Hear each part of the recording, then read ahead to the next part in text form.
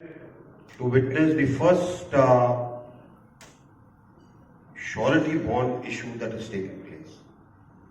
This was an idea which I've been hearing from Gadkari ji for the last 4 years, and it has taken great persuasive power for him to get somebody to start it. And let me congratulate Bajaj Allianz for having taken this not as a bait, but something which you will be able to do for the good of the country. Something which will ensure that the minds of the contractors who come for infrastructure projects are focused totally on the project and not looking back over their shoulders as to where their BG is, where their funds are, what is going to happen. All those things which generally bog them down, will be taken care of. And of course, you have built in enough safety mechanism to ensure that things work well. There are in the system of credit marketing, credit rating system. Maybe there is a time has come for us to take on to that so that it becomes easy for you to evaluate the person who comes to you to take the surety bonds. It will make a difference. And a lot of people who have adopted it, or institutions have adopted the credit rating system, have benefited from it. So maybe I'm just giving a small idea to which can be progressed further. And I'm sure that with this issue, you will find a vibrant market which will flock to you. Just watch out for one thing. Reduce the paperwork. More the paperwork, more the delay, more you lose in terms of people who are interested in you. So you have to devise a methodology. So with this, once again, congratulations and thanks for starting this particular venture. Thank you. Jai Hind. Thank you very much, Mr. Singh. I think there were very vital points that were discussed. Thank you. And now, ladies and gentlemen.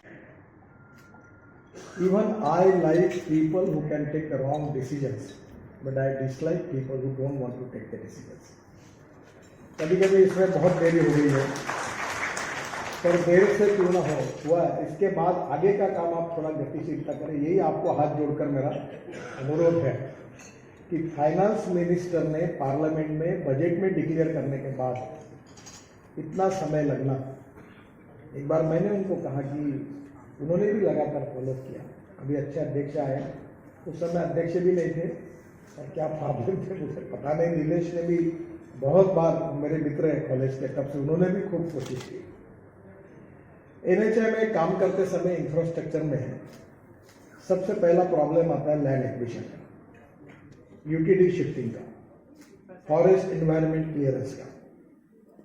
तो सबसे पहले मैं विशेष रूप से तपन जी को विश्वास दिलाना चाहता हूं कि मैं जब मंत्री बना तब 406 प्रोजेक्ट 3,85,000 करोड़ के स्टोल प्रोजेक्ट हैं, और जब इसका अध्ययन किया तो हमने लगभग 40,000 करोड़ के प्रोजेक्ट टर्मिनेट कर दिए, और लगभग प्रोजेक्ट पे हम रात को 12-12 बजे तक मेरे ऑफिस में बैंक के अधिकारी, हमारे अधिकारी, कॉन्ट्रैक्टर्स, कंसल्टेंट सबको लेकर बैठते थे, और हमने लगभग ये रिजॉल्व किया, और करीब 3 लाख करोड़ के एनपीए से हमने भारतीय बैंकों को बचाया, और वो प्रोजेक्ट दबने लगे, कुछ रिप्लेस हुए कॉन्ट्रैक्टर में, प्रॉब्लम सॉल्व हुए। स्वाभाविक रूप से आज हम 90% लैंड एक्वायर किए बिना अपॉइंटमेंट देती नहीं, फॉरेस्ट एनवायरनमेंट क्लियरेंस के बिना देती नहीं, यूटिलिटी शिफ्टिंग हो, रेलवे के, ये सब परमिशन पहले लो। और अभी तो हम ऐसी शुरुआत कर रहे हैं कि आज से हमको 2 या 3 साल पहले जो काम करना है, वो जो हमारे शेल्फ में है उसका जहाँ खर्चा नहीं लगता, एक्सपेंडिचर नहीं लगता, ऐसे कामों की परमिशन के प्रोसीजर आज ही हम शुरू करें। Planning in advance and planning in detail. अब जैसे भूख लगने के बाद अगर मार्केट में गेहूँ लाने के लिए जाएंगे और फिर आटा मिलेगा, फिर आटा आके घर में रोटी बनेंगे, तो बचते बनते आदमी क्यों खाने को 4 दिन के बाद मिलेगा तो उसकी हालत क्या होगी। तो अभी हमने ये किया है कि प्लानिंग इन एडवांस से डिटेल करके हम प्रोजेक्ट का प्रिपरेशन करेंगे। तो उसके कारण आपको इंश्योरेंस में बहुत ज़्यादा रिस्क नहीं है। ये पुरानी इमेज जो थी वो थोड़ी सी ऐसी थी कि जिसके कारण आज भी कभी कभी बैंक वाले फाइनेंस करने में डरते, क्योंकि उस समय के लिटिगेशन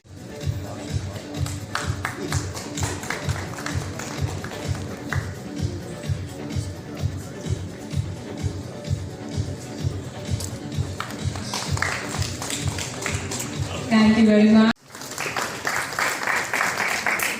स्थित भाई और बहनों, मुझे बहुत खुशी है कि आज श्योरिटी बॉन्ड विशेष रूप से NHI के लिए, राष्ट्रीय महामार्ग के लिए आज लॉन्च हो रहा है। और इसके लिए मैं बजाज अलायंस जनरल इंश्योरेंस को विशेष रूप से धन्यवाद दूंगा, उनको बहुत बहुत धन्यवाद दूंगा कि उन्होंने इसमें शुरुआत में इंटरेस्ट लिया है।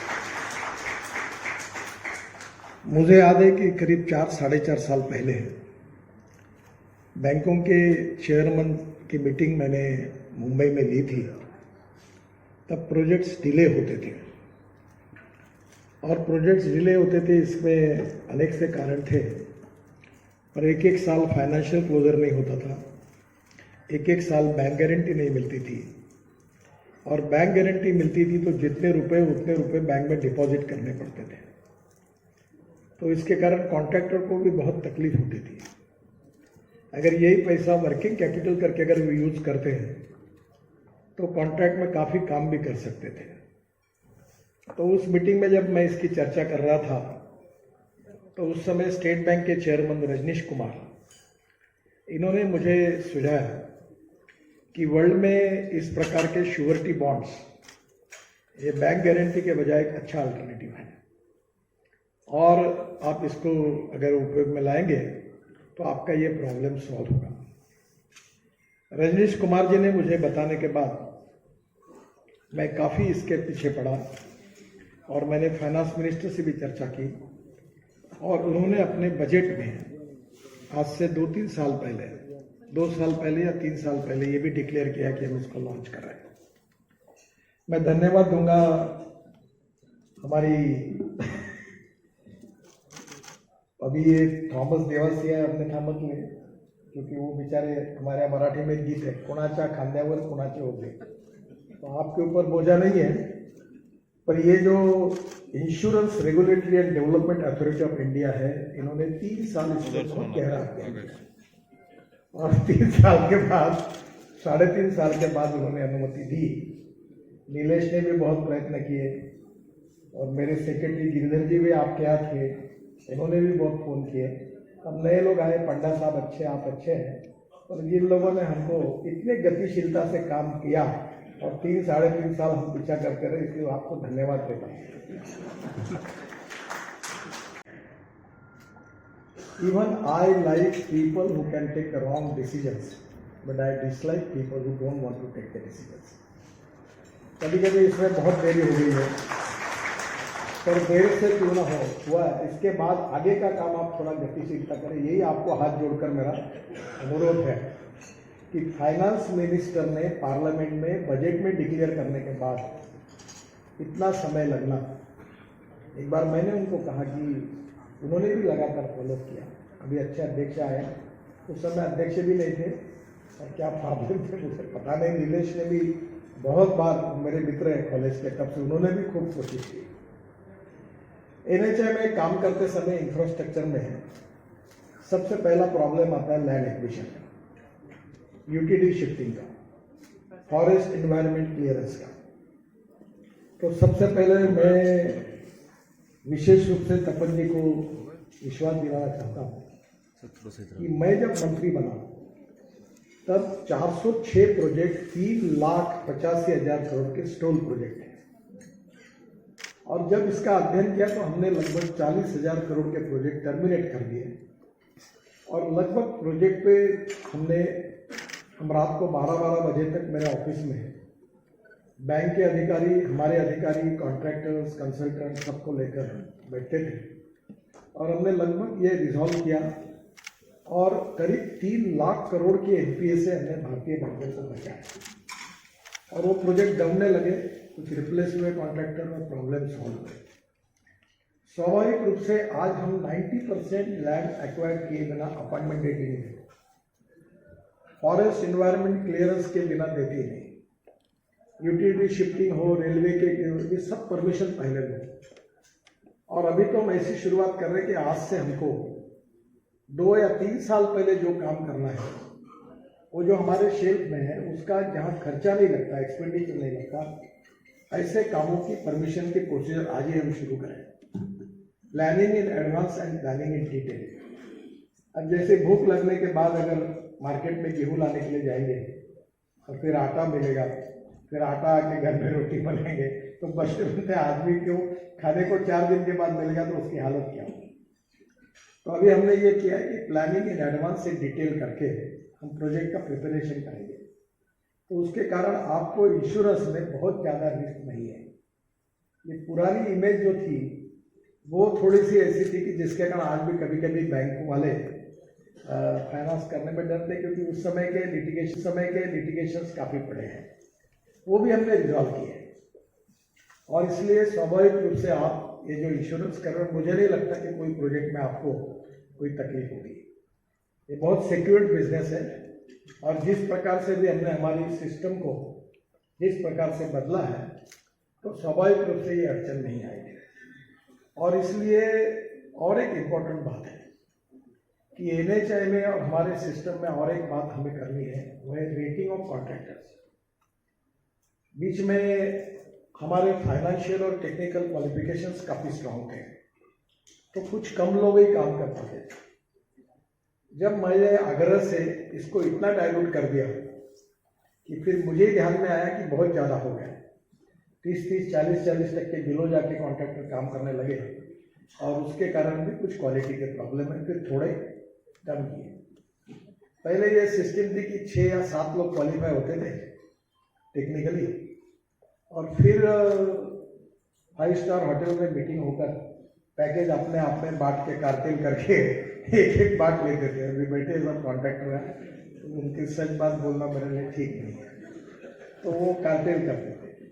अब हमने सिस्टम में ऐसा किया कि अब ये कार्टेल नहीं कर सकते, इससे ट्रांसपेरेंसी भी आएगी, करप्शन फ्री सिस्टम है, time bound decision making approach है, और लैंड एक्विजिशन में हमने काफ़ी बड़े पैमाने पर इतना सुधार किया है कि यह प्रॉब्लम नहीं। अभी मैं आसाम में गया, नॉर्थ ईस्ट में हम करीब 3 लाख करोड़ के काम कर रहे हैं, और लगभग एक भी प्रोजेक्ट में कोई प्रॉब्लम नहीं है। तो स्वाभाविक रूप से हमने काफ़ी इसमें सुधार किया, इसमें रिस्क मेरे हिसाब से पहले जो थी वो अब इतनी नहीं है। दूसरी बात ऐसी है कि हम अब कॉन्ट्रैक्टर का रेटिंग करना चाहते हैं। Our basic aim is we want to reduce the cost of construction and improve the quality of construction. At the same time, we need to increase the speed of construction. और इसलिए नई नई technology को लेकर हम आ रहे हैं। Ecology and environment के हिसाब से अभी बहुत सी नई नई बातें आई हैं। अभी हम लोग एक ये जो बिटुमिन है वो 80 लाख टन हमारे देश में लगता है, उसमें से 50 लाख टन देश की रिफाइनरी देती है, और 25 लाख से 30 लाख टन हम इम्पोर्ट करते हैं। अभी CSR और सेंट्रल रिसर्च ऑर्गेनाइजेशन ने रिसर्च कंप्लीट करके मुझे प्रेजेंट किया है कि ये दिल्ली में पोल्यूशन होता है परली के कारण, उस परली से उन्होंने बायो बिटुमिन बनाया, और वो पेट्रोलियम बिटुमिन की तुलना में, और इसलिए ट्रैक्टर मोल्डेड यूनिट में हमारा किसान अपने गांव में परली जलाने के बजाय बिटुमिन बनाएगा, उससे 70% बिटुमिन और 30% बायोचार ऑर्गेनिक कार्बन निकलेगा। और ऑर्गेनिक कार्बन भी इतना उपयोगी है, क्योंकि मैं किसान हूँ, हमारे यहाँ जिनके खेत में 0.20 ऑर्गेनिक कार्बन है, उनके यहाँ 35 टन गन्ना होता है खेत में, और जहाँ 0.80 है वहाँ 100 टन तक जाता है।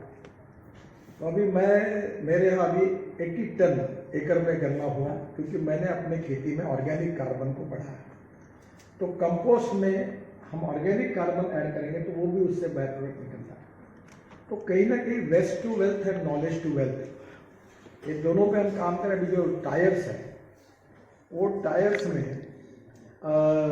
पुराने टायर जो है, पहले इसको देश में इंपोर्ट करने की अनुमति नहीं थी। मैंने जाकर तो इससे बहुत राहत मिलेगी। और इसीलिए मैं आपसे और नीलेश से भी प्रार्थना करता हूँ कि मुझे एक बार ये स्टेट गवर्नमेंट की सभी डिपार्टमेंट इंफ्रास्ट्रक्चर प्रोजेक्ट करने वाले और भारत सरकार के साथ और आप फाइनेंस मिनिस्टर को तो मैं लिखूंगा कि सबको ये ऑर्डर करें कि भाई बैंक गारंटी मांगने के बजाय श्योरिटी बॉन्ड मांगे। इससे क्या होगा, समय बचेगा।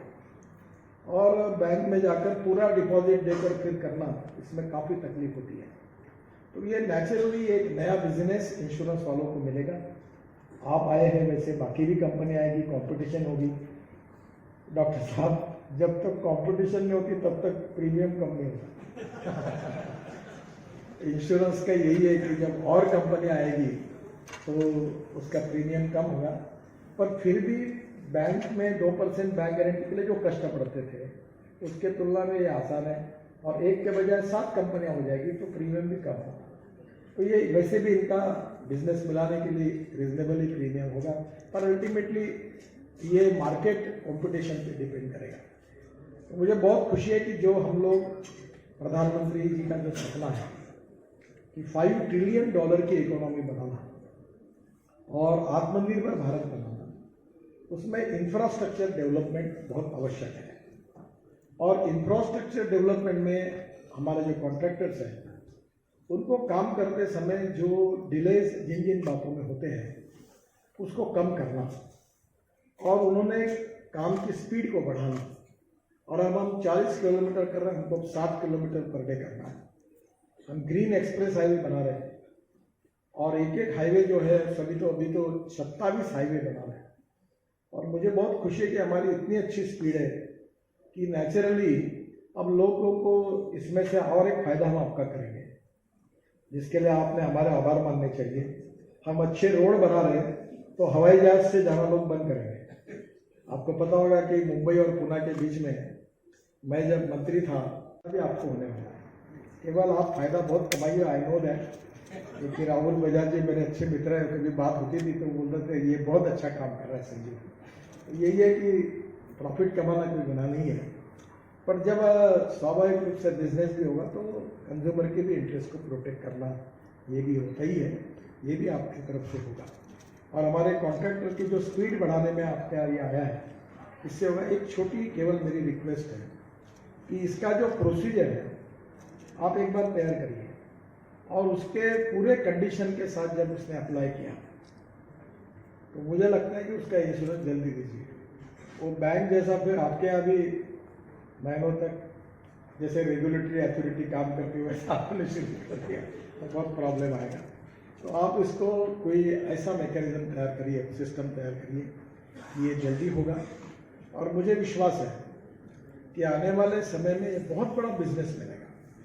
और मैं अभी स्टेट गवर्नमेंट को भी लिखूंगा, भारत सरकार के बाकी भी डिपार्टमेंट को लिखूंगा, और इसके कारण एक काफ़ी बड़ी ट्रांसपेरेंसी भी आएगी और एक टाइम बाउंड प्रोजेक्ट कंप्लीट करने के लिए इसका उपयोग भी होगा। निश्चित रूप से जो इकोनॉमिक रिफॉर्म हम कर रहे हैं उस इकोनॉमिक रिफॉर्म में निश्चित रूप में इसका फायदा होगा। मैं आपको और एक रिक्वेस्ट करूँगा, मैं इतना कोई फाइनेंशियली एक्सपर्ट नहीं हूँ, और मैं चाहता हूँ कि कॉन्ट्रैक्टर का रेटिंग करें।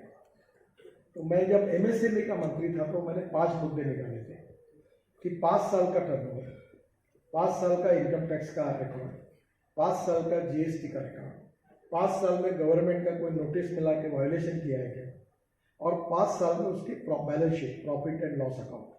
5 बातें दे देंगे तो इंडस्ट्री का रेटिंग कर देंगे। वैसा आप हमको बताइए कि ये कॉन्ट्रैक्टर का भी रेटिंग अगर इसके आधार पर होगा तो कई क्या होता है, अच्छे काम करने वालों को सम्मान नहीं मिलता और बुरे काम करने वालों को कभी सजा नहीं मिलती। गधे और घोड़े बराबर चलते हैं, ऐसा हमारी सिस्टम है। तो जो अच्छा काम करता उसको कोई नहीं, वो बराबर कंपटीशन में दूसरा कोई आ जाता 30% की वजह, और हम बोलते हैं लो उसको काम देना ही पड़ता। तो we need to have much reform in the system. और नदी और जल के सामने खड़ी चुनौतियों पर चर्चा करना, मानव के भविष्य पर चर्चा करने और मानव के भविष्य के सामने खड़े संकट और चुनौतियों के ऊपर चर्चा करने के बराबर है। और 7वें इंडिया वाटर इम्पैक्ट समिट में आज हम इसी विषय को लेकर के यहाँ चिंतन करने के लिए सब लोग एक साथ एकत्रित आए हैं, क्योंकि 7वां इंडिया वाटर्स इम्पैक्ट समिट है और 7 के अंक का भारत की संस्कृति में बहुत महत्व है। हमने 7 सुरों को, सप्त सुरों को माना। हमने 7 तरह के रंग इंद्रधनुष के 7 रंगों के रूप में स्वीकार किए। और शायद हम में से जिन लोगों की शादी हुई होगी उन्होंने 7 वचन अपने शादी के समय में दिए होंगे। सप्तपदी भी सद की होगी। 7 वचनों को पता नहीं किसने कितना निभाया है, लेकिन 7 वचन जरूर दिए और लिए गए होंगे। इसलिए 7 के अंक का भारत में, भारत की सांस्कृतिक वांग्मय में बहुत महत्व है, क्योंकि 7 के अंक को हमारे वैदिक वांग्मय ने परिपूर्णता का प्रतीक ऐसा माना है। और मैं ऐसा विश्वास के साथ में कहता हूँ, जिम्मेदारी के साथ में कहता हूँ कि इंडिया वाटर इम्पैक्ट समिट का ये 7वां सम्मेलन या 7वां समागम निश्चित रूप से इस दिशा में परिपूर्णता के लक्ष्य को प्राप्त करेगा। 7 सोपान पार करने के बाद में इस समागम में 3 दिन तक जो बैठकर हम चर्चा करेंगे, चिंतन करेंगे, मंथन करेंगे, विचार विमर्श करेंगे और उससे जो नवनीत उत्सर्जित होगा, जो निश्चित रूप से इस दिशा में आने वाले समय में हुए कार्यों, और जब इन कार्यों के बारे में कहीं इतिहास में लिखा जाएगा, दर्ज किया जाएगा, चर्चा की जाएगी, तब एक मील के पत्थर के रूप में, एक माइलस्टोन के रूप में उसका उल्लेख किया जाएगा। आज इस विषय पर हम चर्चा करने के लिए यहां एकत्रित हुए हैं। इस सत्र में, इस कॉन्फ्रेंस में हम सब लोग आए हैं कि बड़ी बेसिन में छोटी छोटी नदियों के रिजुविनेशन और रिस्टोरेशन पर कन्वर्जेंस के 5P के प्रिंसिपल्स के आधार पर हम किस तरह से काम कर सकते हैं। छोटी नदियों का एक साथ जोड़ना, रिवलेट्स का रिवर्स और रिवर्स को बाद में बड़ी नदी और बड़ी जलधारा के रूप में एकत्रित होना, ये जो भारत की संस्कृति में जो व्यष्टि से समष्टि की अवधारणा दी गई हमारे ऋषियों मनीषियों के द्वारा, समीपता रखने वाला विषय है। मैं अभिनंदन करना चाहता हूं नीति आयोग का, सेंटर ऑफ सी गंगा का और नमामि गंगे से जुड़े सभी लोगों का, कि उन्होंने आपसी समन्वय, सहयोग के साथ में नदी जल संरक्षण की दिशा में एक सार्थक पहल को प्रारंभ किया। और मैं इसके लिए भी सभी जुड़े हुए स्टेक होल्डर्स को धन्यवाद करना चाहता हूं कि इस पहल के माध्यम से न केवल हमने नदियों के विकास और उनके संरक्षण और उनके पुनरुद्धार के लिए काम किया है, अभी तो जिन कदमों पर चल करके पिछले 7 सालों में नमामि गंगे मिशन ने काम किया है, माननीय प्रधानमंत्री जी के नेतृत्व में जिस तरह से हमने पीपल रिवर कनेक्ट को रीएस्टैब्लिश करने में वापस सफलता के कदम छुए हैं, मैं विश्वास के साथ में कहता हूं कि हम भारत के सांस्कृतिक वांग्मय के पुनरुद्धार करने की दिशा में भी साथ साथ में काम कर रहे हैं। मुझे प्रसन्नता है कि इन 3 दिवस के सम्मेलन में हम जितने भी लोग यहाँ एकत्रित आए हैं, देश से विदेश से, whosoever has come so far, हम सब लोग मिलकर के जो चर्चा करेंगे वो आने वाले समय में इस देश के सामने जो बहुत बड़ा संकट है, न केवल देश के सामने अभी तो पूरे मानवता के सामने एक बहुत बड़ी चुनौती जल के संकट के दिशा में खड़ी हुई, उसके समाधान की दिशा में हम एक सकारात्मक काम कर पाएंगे। मैं जब यहाँ मंच पर बैठा था, सामने देख रहा था, जैसे मैंने कहा कि मैं मंच के उधर बैठता था तब भी चुनौती को महसूस करता था। जब सामने भी बैठता हूँ तो मुझे उस चुनौती के साथ साथ में एक उत्साह और ऊर्जा भी मिलती है जब मैं देखता हूँ कि यहाँ इतने सारे युवा चेहरे। जब सामान्यतः आज से पहले देश में ऐसे सामर्थ्यवान शिक्षा प्राप्त करके युवा भारत से बाहर निकल करके बेहतर भविष्य के लिए, बेहतर अर्थोपार्जन के लिए देश को छोड़ करके दुनिया के दूसरे देशों में जाकर के इन सभी विषयों पर, जिन जैसे विषयों पर आज हम चर्चा करने के लिए एकत्रित हुए हैं, उन सभी विषयों पर पर काम करने के लिए देश से बाहर कहीं जाते थे। जब मैं आज यहाँ देखता हूँ कि इस तरह के सामर्थ्यवान लोग, इस तरह के ऊर्जावान युवा जिन्होंने इस सब विषयों में दक्षता, प्रवीणता भारत में रहकर, भारत के बाहर रह करके हासिल की है, वो सब लोग अपने अर्जित विद्याधन का इस्तेमाल भारत की समस्याओं और चुनौतियों के समाधान के लिए न केवल इस कॉन्फ्रेंस में अपितु इस तरह के दूसरे प्लेटफॉर्म पर जब मैं बात करता हूँ, इस तरह से युवाओं को देखता हूँ, तो एक जनप्रतिनिधि आने के नाते न केवल गर्व महसूस करता हूँ अपितु मेरा कन्विक्शन कई गुना बढ़ता हूँ कि जिस तरह से सी गंगा ने दुनिया के दूसरे देशों में, विशेष करके पश्चिमी देशों में, जब हम ये इस विषय को देखते थे कि एकेडमिया, पॉलिसी मेकर्स और इम्प्लीमेंटेशन करने वाली एजेंसीज, इन तीनों के बीच में बहुत सहज साम्य होता था, एक कोऑर्डिनेशन होता था। पॉलिसी मेकर्स अपने सामने आने वाली हर चुनौती को एकेडमिया के साथ में शेयर करके उनसे knowledge and scientific evidence based solutions को डराइव करते थे, उसके अकॉर्डिंगली पॉलिसी बनाते हैं और पॉलिसी बना करके इम्प्लीमेंटेशन एजेंसीज उस पर काम करती है। लेकिन हमारे यहाँ देश में लैब और लैंड के बीच में जिस तरह की ह्यूज रिज थी, बड़ी गहरी जो खाई थी, उस खाई को पाटने का काम निश्चित रूप से सी गंगा ने किया है। माननीय प्रधानमंत्री जी के नेतृत्व में जिस तरह से इन विषयों के समाधान के लिए हमने एकेडमिया के साथ में काम करना शुरू किया है, जब भारत के भविष्य का इतिहास लिखा जाएगा, निश्चित ही इस युति की जल शक्ति मंत्रालय, एनएमसीजी का 5P प्रिंसिपल्स के साथ में काम करना और उसके साथ में सी गंगा जैसे प्लेटफॉर्म्स का जुड़ना, ये कहीं न कहीं बोल्ड लेटर्स में उल्लेखित किया जाएगा। जल शक्ति मंत्री होने के नाते मैं न केवल इस समिट की सफलता की कामना करता हूं, अपितु इस बात की अपेक्षा भी करता हूं कि इस पूरी कॉन्फ्रेंस, इस समिट से एक सकारात्मक चर्चा के बाद में ठोस कुछ निर्णय निकले, हम किसी मुकाम पर पहुंचे।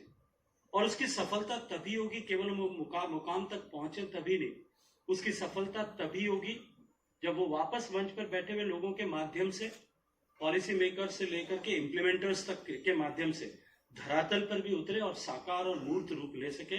तब जाकर के हम ये कह पाएंगे कि हमने जो कुछ किया है वो सफलता हुई और इसके सफलता को हमने छुआ है और इसके लिए सी गंगा एक पिवटल रोल का वहन कर सकती है।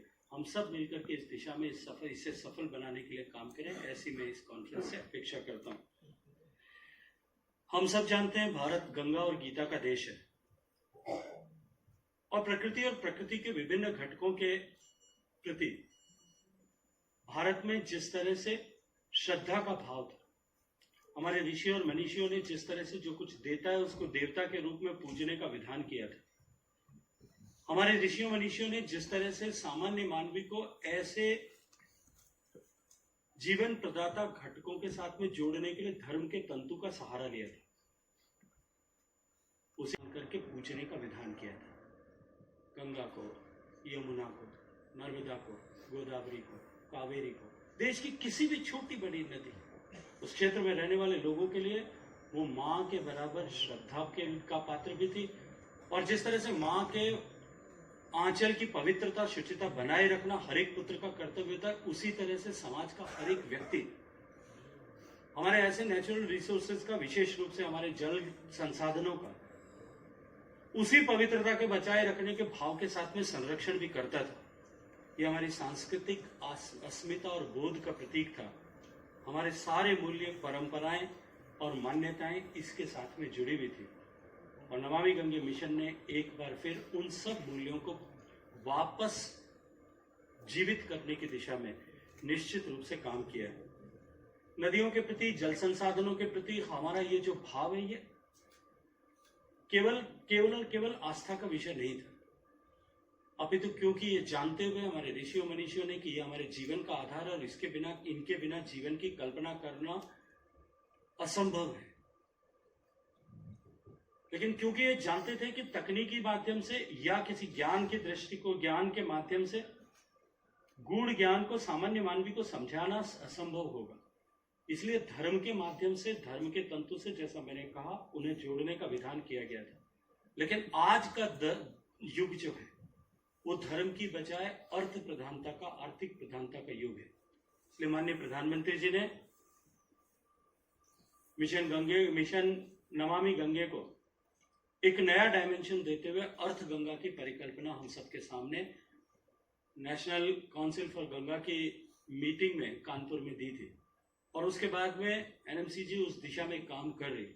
हम ऐसी सारी छोटी बड़ी नदियों के आर्थिक महत्व को जो लोगों के जीवन के साथ में जुड़ा हुआ है उसे वापस समझा करके एस्टैब्लिश अगर कर पाएंगे तो ये जो पीपल्स पार्टिसिपेशन की बात आदरणीय सचिव महोदय ने की, आदरणीय तारे साहब ने भी की, उसको हम और ज्यादा सकारात्मक दृष्टि से उसे और सहजता के साथ में जोड़ पाएंगे, पीपल्स पार्टिसिपेशन को और ज्यादा इफेक्टिव बना पाएंगे। A larger vision also unfolds before us, and that is the entire ecosystem of the rivers towards which Professor Vinod Tare pointed. The small rivers and the ecosystem which forms this whole Ganga basin now will be receiving more attention. And the summit from 15 to 17 December will deliberate on a very important aspect of this effort. When we talk of restoration of small rivers, there are multiple parts to it. No part is handled by a single ministry or department. You may have problems with the catchment, the spring sheds. You may have problems of the vegetative cover along the course of the river. You may have problems of encroachment in the wetlands around the river.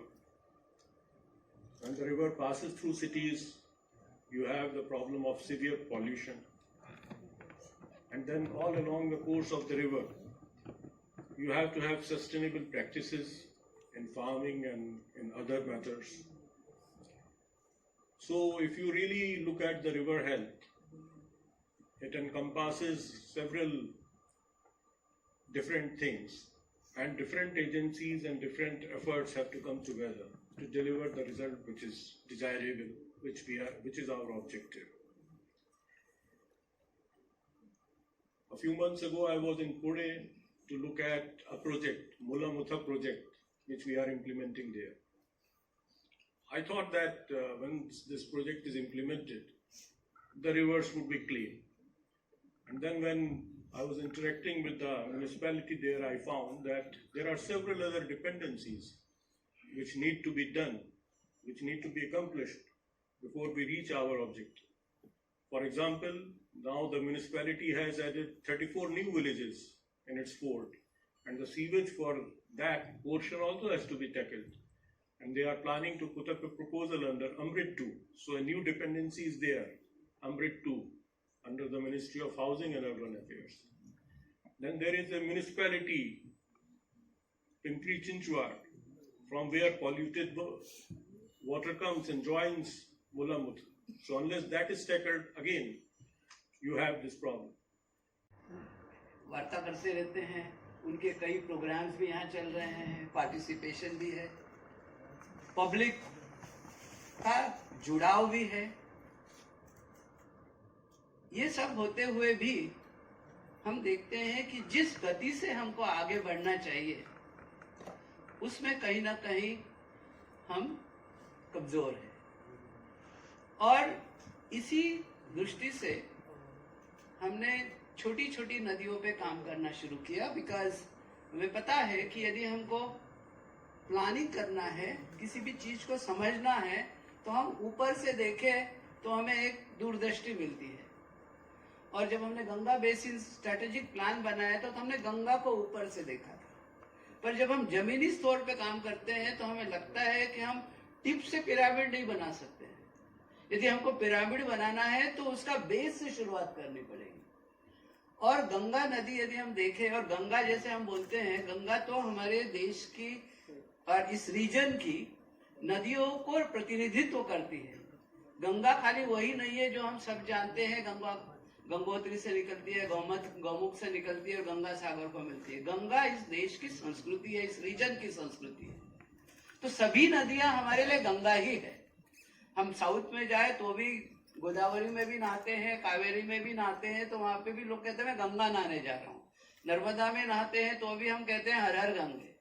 तो गंगा का मतलब हमारे लिए सभी छोटी बड़ी नदियां हैं। और इसीलिए हम जब गंगा की बात करते हैं, जो भी चीज गंगा में मिल जाती है वो गंगा हो जाती है। और यही हमारे इसका भी है, जो भी है गंगा जल होता है, हम गंगा जल में कोई दूध मिलाते हैं तो गंगा हो जाती है। तो उस दृष्टि से हम गंगा को देखते हैं। एक बार नहीं, 2 बार नहीं, तीसरी बार यानी कि लगातार 3 बार वर्ल्ड कप जीतकर इंडियन ब्लाइंड क्रिकेट टीम हम सबके बीच में जोरदार तालियों के साथ सबका स्वागत करेंगे।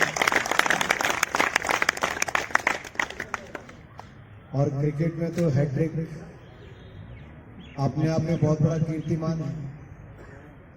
और मुझे इतना पता है जिस टीम ने हैट्रिक लगाई है वो अगली बार चौका भी मारेगी।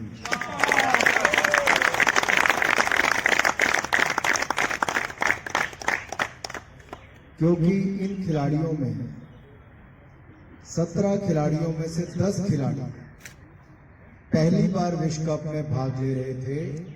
इसका मतलब अगली बार भी वो विश्व कप में भाग लेने के लिए तैयार रहेंगे।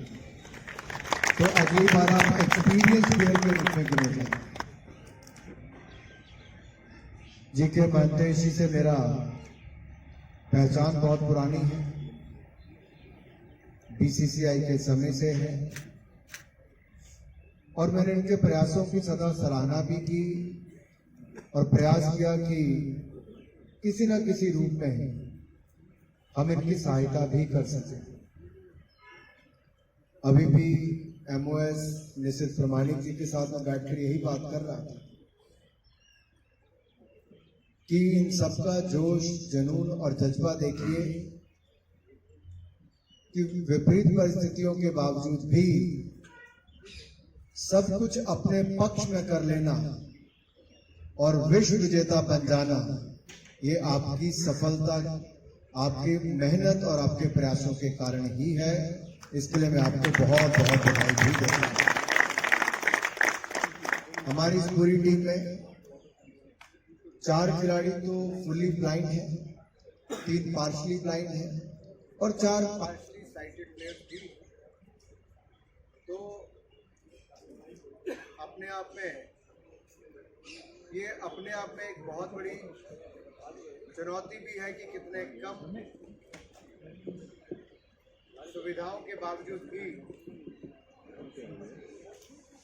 कम सुविधाओं के बावजूद भी आप लोगों ने एक बार नहीं 3 बार विश्व कप जीतने का काम किया। और 277 स्कोर जब आपने फाइनल में बनाया पहले बैटिंग करते हुए, तो उसमें भी रमेश कुमार शायद 163, 163, 137, 63 बॉल, कमाल की बैटिंग। और अजय रेड्डी जी ने सेंचुरी बनाई कैप्टन साहब ने और नॉट आउट रहे, अनबीटेबल रहे। इसी तरह से ही आपके दीपक मलिक जी ने किए मात्र 34 बॉल में नेपाल के अगेंस्ट 113 रन बनाने का कामयाब कीर्तिमान भी स्थापित किया।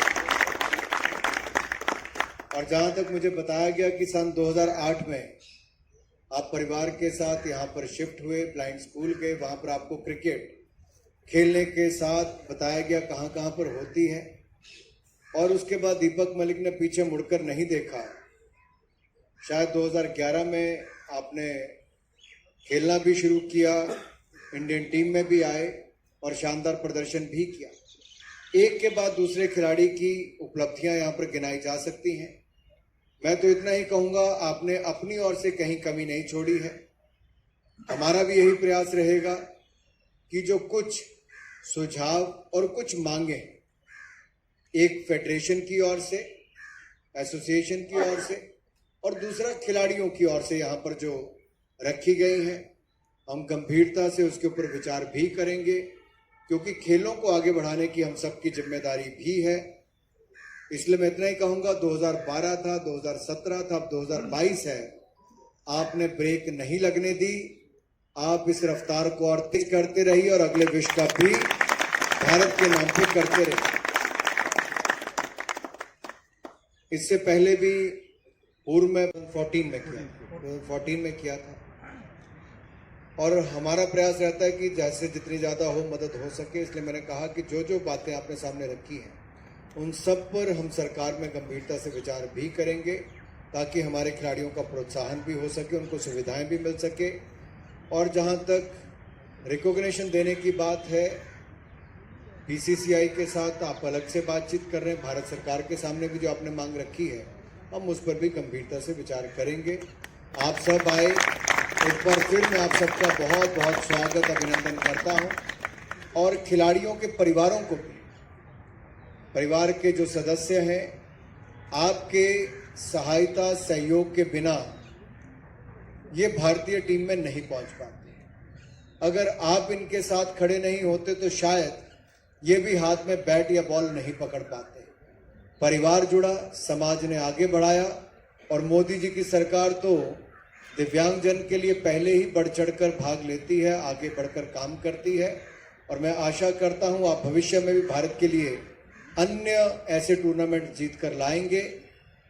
अनेकों अनेक शुभकामनाओं के साथ आप सबको एक बार फिर बहुत बहुत बधाई, बहुत बहुत शुभकामनाएं।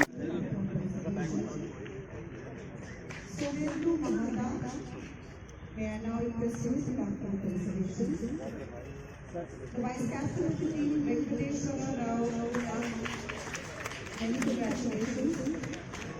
Nakula Vadanaya. May I now request Irfan Pradhan to sign the congratulations. May I now request Mukesh Shah to kindly come for consideration.